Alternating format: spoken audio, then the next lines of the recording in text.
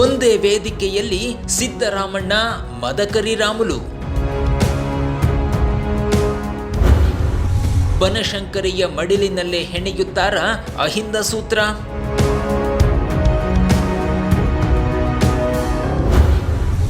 ST ಸೇರೋಕೆ ಮುನ್ನವೇ ಏನಿದು ಸಿದ್ದು ರಾಮುಲು ಸಭೆ.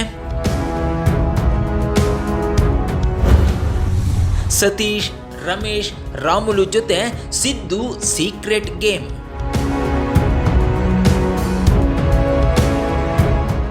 ಎಸ್ಟಿ ಮೀಸಲಾತಿ ಪ್ರಮಾಣ ಹೆಚ್ಚಿಸಿ ಎನ್ನುತ್ತಿರೋ ನಾಯಕರೇ, ನಮ್ಮನ್ನು ಎಸ್ಟಿಗೆ ಸೇರಿಸಿ ಎನ್ನುತ್ತಿರೋ ಕುರುಬರೇ ಹಾಗೂ ಅಹಿಂದ ಮಂದಿಗೆ ಈ ಸ್ಟೋರಿಯನ್ನು ಮೊದಲಿನಿಂದ ಕೊನೆಯ ತನಕ ಮಿಸ್ ಮಾಡದೆ ನೋಡಿ. ಯಾಕಂದ್ರೆ ಬಾದಾಮಿ ರಾಮಯ್ಯ, ಮದಕರಿ ರಾಮುಲು ಒಂದೇ ವೇದಿಕೆಯಲ್ಲಿ ಕಾಣಿಸಿಕೊಳ್ಳಲಿದ್ದಾರೆ. ಬನಶಂಕರಿಯ ಮಡಿಲಿನಲ್ಲಿ ಅಹಿಂದ ತಾಯಿಯ ಈ ಇಬ್ಬರು ಮಕ್ಕಳು ಬಹುದೊಡ್ಡ ಆಟಕ್ಕೆ ಮುನ್ನುಡಿ ಬರೆಯುತ್ತಿದ್ದಾರ. ಸತೀಶ್, ರಮೇಶ್, ರಾಮುಲು ಜೊತೆ ಏನಿದು ಅಹಿಂದ ರಾಮಯ್ಯ ಸೀಕ್ರೆಟ್ ಗೇಮ್ ಅಂತೀರಾ? ಅದನ್ನೇ ತೋರಿಸ್ತೀವಿ. ಅದಕ್ಕೂ ಮುನ್ನ ಕರ್ನಾಟಕ ಸ್ಟುಡಿಯೋ ಸಬ್ಸ್ಕ್ರೈಬ್ ಮಾಡಿ, ಪಕ್ಕದಲ್ಲೇ ಇರೋ ಬೆಲ್ ಐಕಾನ್ ಒತ್ತಿ.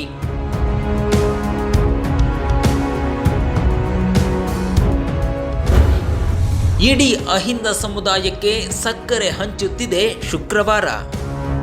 ಇದೇ ಫೆಬ್ರವರಿ 12ಕ್ಕೆ ಮಾಜಿ ಸಿಎಂ ಸಿದ್ದರಾಮಯ್ಯ ಮತ್ತು ಸಚಿವ ಬಿ ಶ್ರೀರಾಮುಲು ಹೈ ವೋಲ್ಟೇಜ್ ಕ್ಷೇತ್ರ ಬಾದಾಮಿಯಲ್ಲಿ ಮತ್ತೆ ಮುಖಾಮುಖಿ ಆಗಲಿದ್ದಾರೆ.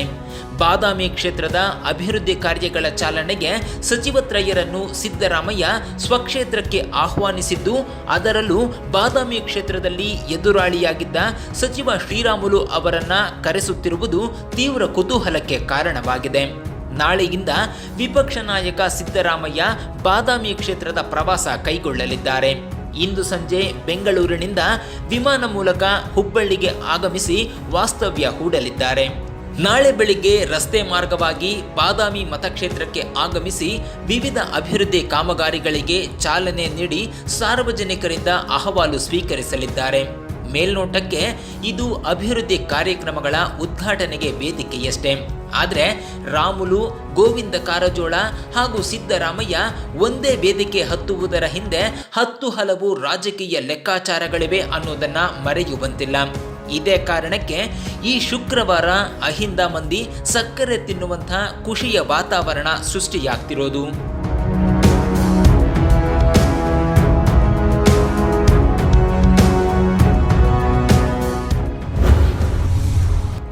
ದಮನಿತ ನಾಯಕರನ್ನೆಲ್ಲ ವಿಶ್ವಾಸಕ್ಕೆ ತೆಗೆದುಕೊಳ್ತಿದ್ದಾರ ಹುಲಿಯ. ಬಾಬಾ ಸಾಹೇಬ್ ಅಂಬೇಡ್ಕರ್ ಕಂಡ ಕನಸು, ಜಗಜ್ಯೋತಿ ಬಸವೇಶ್ವರರು ಕಂಡ ಕನಸು ನನಸಾಗಲಿದೆಯೇ? ಮೇಲ್ವರ್ಗಕ್ಕೂ ಕೆಳವರ್ಗಕ್ಕೂ ಮಧ್ಯೆ ಇದ್ದ ಹಿಂದುಳಿದ ಜನರೆಲ್ಲ ತಾವೂ ಶೂದ್ರರು ಅನ್ನೋ ಸತ್ಯ ಅರಿತುಕೊಂಡ್ರ? ಇಂಥದ್ದೊಂದು ದಿನಕ್ಕಾಗಿ ಭಾರತ ಮಾತೆ ಕಾಯುತ್ತಿದ್ದಳೆ. ಶೂದ್ರರನ್ನೆಲ್ಲ ಒಗ್ಗೂಡಿಸಿ ಮಹಾಸೇನೆ ಕಟ್ಟೋಕೆ ಸಿದ್ದರಾಮಯ್ಯನೇ ಬರಬೇಕಾಯ್ತಾ? ಹೌದು ಹೌದು, ಮೇಲ್ವರ್ಗದ ಜನ ಒಡೆದು ಆಳಿದ ಕಾರಣ ಸಮಸ್ತ ಶೂದ್ರರಲ್ಲಿ 2 ಬಣ ಸೃಷ್ಟಿಯಾಯಿತು. ಅದುವೇ ಹಿಂದುಳಿದ ಹಾಗೂ ದಲಿತ ಅನ್ನೋ ಗುಂಪುಗಳು. ಇದೇ 2 ಗುಂಪುಗಳು ಎಂದೆಂದಿಗೂ ಶೂದ್ರರೇ ಆಗಿದ್ದರು. ಹಾಗಾಗಿಯೇ ಬಾಬಾ ಸಾಹೇಬ್ ಅಂಬೇಡ್ಕರ್ ಎಸ್ಸಿಗೆ ಕೊಟ್ಟಷ್ಟೇ ಮೀಸಲಾತಿ ಪ್ರಮಾಣವನ್ನು 2A ಪ್ರವರ್ಗಕ್ಕೂ ನೀಡಿದ್ರು. ಇದೀಗ ಕುರುಬರಾದಿಯಾಗಿ 2A ನಲ್ಲಿರೋ ಎಲ್ಲರನ್ನೂ ಎಸ್ಟಿಗೆ ಸೇರಿಸಿ ಮೀಸಲು ಕ್ಷೇತ್ರಗಳ ಸಂಖ್ಯೆಯನ್ನ 108ಕ್ಕೇರಿಸೋ ಮಾಸ್ಟರ್ ಪ್ಲಾನ್ ಅನ್ನು ಸಿದ್ದರಾಮಯ್ಯ ಮಾಡ್ತಿದ್ದಾರೆ. ಇದೇ ಕಾರಣಕ್ಕೆ ದಮನಿತ ನಾಯಕರ ವಿಶ್ವಾಸ ಗಳಿಸೋ ಪ್ಲಾನ್ ಮಾಡ್ತಿದ್ದಾರೆ.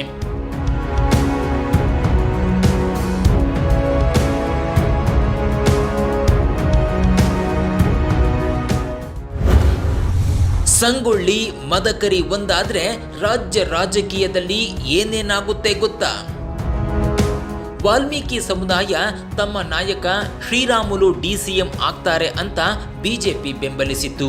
ಆದರೆ ಬಿಜೆಪಿ ಸೋತವರನ್ನೆಲ್ಲ ಡಿಸಿಎಂ ಮಾಡಿದ್ದೇ ವಿನಃ ವಾಲ್ಮೀಕಿ ಸಮುದಾಯದ ಪ್ರಬಲ ನಾಯಕ ರಾಮುಲುರನ್ನು ಉಪಮುಖ್ಯಮಂತ್ರಿ ಮಾಡಲೇ ಇಲ್ಲ.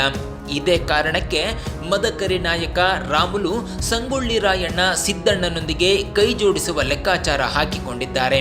ಸಿದ್ದರಾಮಯ್ಯ ಹಾಗೂ ಶ್ರೀರಾಮುಲು ಒಂದಾದ್ರೆ ರಾಜ್ಯ ರಾಜಕೀಯದಲ್ಲಿ ಹೊಸ ಶಕೆಯೇ ಆರಂಭವಾಗುತ್ತದೆ. ಇಂಥದ್ದೇ ಸುಳಿವನ್ನ ವಾಲ್ಮೀಕಿ ಪೀಠದ ಪ್ರಸನ್ನಾನಂದ ಸ್ವಾಮೀಜಿ ನೀಡಿದ್ರ ಅನಿಸುತ್ತದೆ.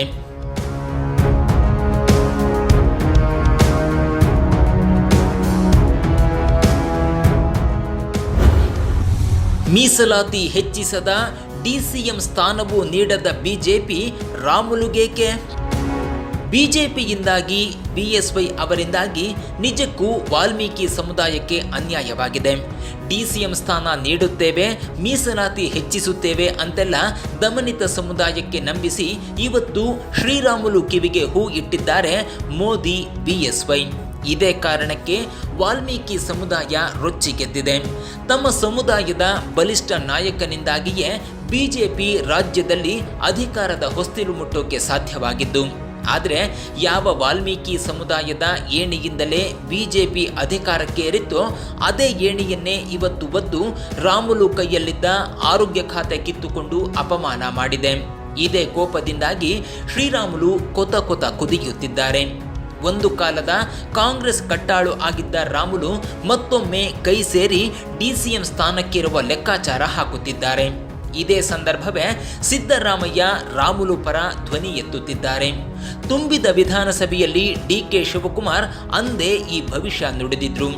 ಬಿಜೆಪಿಗರು ನಿಮ್ಮನ್ನು ಡಿಸಿಎಂ ಮಾಡೋದಿಲ್ಲ, ನಮ್ಮತ್ತ ಬನ್ನಿ ಅಂದಿದ್ರು. ಅದೇ ಮಾತೆ ಇದೀಗ ನಿಜವಾಗುವ ಸಾಧ್ಯತೆ ಇದೆ. ಈ ಮೂಲಕ ಸಮಸ್ತ ವಾಲ್ಮೀಕಿ ಸಮುದಾಯದ ಖಡ್ಗಬಲ ಕಾಂಗ್ರೆಸ್ ಅಹಿಂದ ಬಲಕ್ಕೆ ಸೇರ್ಪಡೆಯಾಗುವ ಸಾಧ್ಯತೆಯನ್ನು ತಳ್ಳಿ ಹಾಕುವಂತಿಲ್ಲ.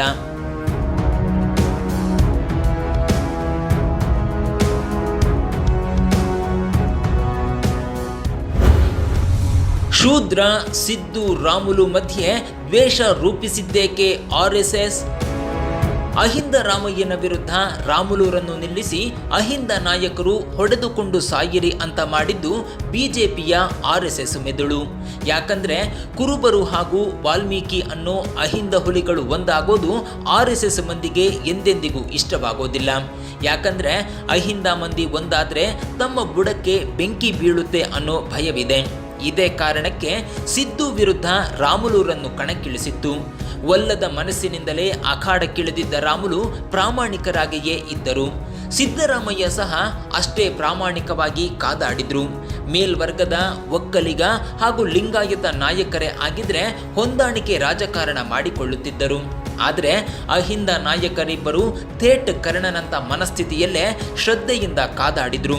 ಅಹಿಂದ ಮತವರ್ಗವೂ ಸಹ ಬಿಜೆಪಿಯ ಸವರ್ಣೀಯ ಬುದ್ಧಿಯನ್ನು ಅರ್ಥ ಮಾಡಿಕೊಳ್ಳಲೇ ಇಲ್ಲ. ಕೊನೆಗೂ ಇಬ್ಬರಲ್ಲಿ ಒಬ್ಬರು ಗೆದ್ದು ಬಿಟ್ರು.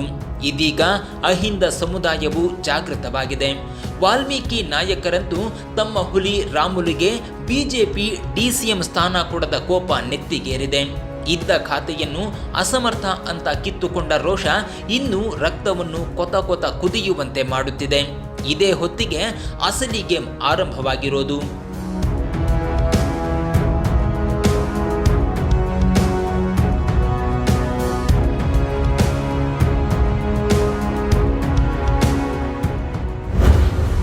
ಶ್ರೀರಾಮುಲುರನ್ನು ಡಿಸಿಎಂ ಮಾಡೋಕೆ ನಿಂತಿದ್ದಾರ ಅಹಿಂದ ರಾಮಯ್ಯ? ಈ ಸುದ್ದಿಗೆ ಮೇಲ್ವರ್ಗದ ಜನ ಅತ್ಯಂತ ನೀಚವಾಗಿ ಕಾಮೆಂಟ್ ಮಾಡ್ತಾರೆ. ಇಲ್ಲದಿದ್ರೆ ಸಿದ್ದರಾಮಯ್ಯನನ್ನು ಕೆಟ್ಟದಾಗಿ ಬಿಂಬಿಸುವ ಉದ್ದುದ್ದದ ಕಾಮೆಂಟ್ ಮಾಡುತ್ತಾರೆ. ಆದರೆ ವಾಲ್ಮೀಕಿ ಸಮುದಾಯ ನಿಜಕ್ಕೂ ನೋಡಬೇಕಾದ್ದು ಹಾಗೂ ಕೇಳಬೇಕಾದ್ದು ಒಂದೇ ಪ್ರಶ್ನೆ. ಸಿದ್ದರಾಮಯ್ಯ ವಿಪಕ್ಷ ನಾಯಕ ಬಿಟ್ಟು ಬಿಡಿ, ಆದರೆ ಬಿಎಸ್ವೈ ಸಂಪುಟದಲ್ಲಿ ಸಿಎಂ ಡಿಸಿಎಂ ಸೇರಿ ಒಟ್ಟು 7 ಮಂತ್ರಿಗಳು ಲಿಂಗಾಯತರೇ ಇದ್ದಾರೆ. ಸೋತ ಸವದಿಯನ್ನ ಡಿಸಿಎಂ ಮಾಡೋ ನಿಮಗೆ ರಾಮುಲುರನ್ನ ಡಿಸಿಎಂ ಮಾಡೋಕೆ ಏನು ದಾಡಿ ಅನ್ನೋ ಪ್ರಶ್ನೆ ಕೇಳಿ. ವಿಪಕ್ಷ ನಾಯಕ ಸಿದ್ದುಗಿರೋ ಅಹಿಂದ ಪ್ರೇಮವು ಬಿಜೆಪಿಗರಿಗಿಲ್ಲ. ಇದೇ ಸಿದ್ದರಾಮಯ್ಯನ ಸಂಪುಟದಲ್ಲಿ ಎಲ್ಲ ಜಾತಿಯ ನಾಯಕರನ್ನು ಸಚಿವರನ್ನಾಗಿ ಮಾಡಿದ್ರು. ಬರೀ ಕುರುಬರನ್ನೇ 7 ಮಂದಿ ಸಚಿವರನ್ನಾಗಿ ಮಾಡಿದ್ರ. ಕುಮಾರಸ್ವಾಮಿ ಸಂಪುಟದಲ್ಲೂ ಒಕ್ಕಲಿಗ ಸಚಿವರ ದೊಡ್ಡ ದಂಡೇಗಿತ್ತು. ನೀವು ನಿಜಕ್ಕೂ ಅರ್ಥ ಮಾಡಿಕೊಳ್ಳಬೇಕಾದ್ದು ರಾಮುಲುರನ್ನ ಡಿಸಿಎಂ ಮಾಡೋಕೆ ಇರೋ ತೊಡಕು ಏನು ಅನ್ನೋದು. ರಾಮುಲು ಬ್ಲೂ ಫಿಲ್ಮ್ ನೋಡಿದ ಆರೋಪ ಹೊತ್ತಿಲ್ಲ. ರಾಮುಲು ವಿರುದ್ಧ ಗಂಭೀರ ಆರೋಪಗಳಿಲ್ಲ. ಹಗರಣಗಳಲ್ಲಿ ಭಾಗಿಯಾಗಿಲ್ಲ. ಆದಾಗ್ಯೂ ರಾಮುಲುರನ್ನ ಬಿಜೆಪಿ ಮಂದಿ ಡಿಸಿಎಂ ಮಾಡುತ್ತಿಲ್ಲ. ವಾಲ್ಮೀಕಿ ಸಮುದಾಯಕ್ಕೆ 3 ನಾಮ ಹಾಕೋ ಎಲ್ಲ ಲೆಕ್ಕಾಚಾರದಲ್ಲೇ ಬಿಜೆಪಿ ಇದೆ. ಆದರೆ ಸಿದ್ದರಾಮಯ್ಯ ಹಾಗೂ ಅವರ ಶಿಷ್ಯವೃಂದ ಎಚ್ಡಿಕೆ ಸರ್ಕಾರವನ್ನು ಕೆಡವಿ ಎಲ್ಲ ವರ್ಗದ ಜನಕ್ಕೆ ನ್ಯಾಯ ಸಲ್ಲುವ ಕೆಲಸ ಮಾಡುತ್ತಿದ್ದಾರೆ. ಇದೇ ಹಾದಿಯಲ್ಲೇ ರಾಮುಲೂರನ್ನ ಡಿಸಿಎಂ ಸ್ಥಾನದಲ್ಲಿ ಕೂರಿಸುವ ಕೆಲಸವನ್ನು ಸಿದ್ದು ಶಿಷ್ಯಪಡೆ ಮಾಡುತ್ತದೆ.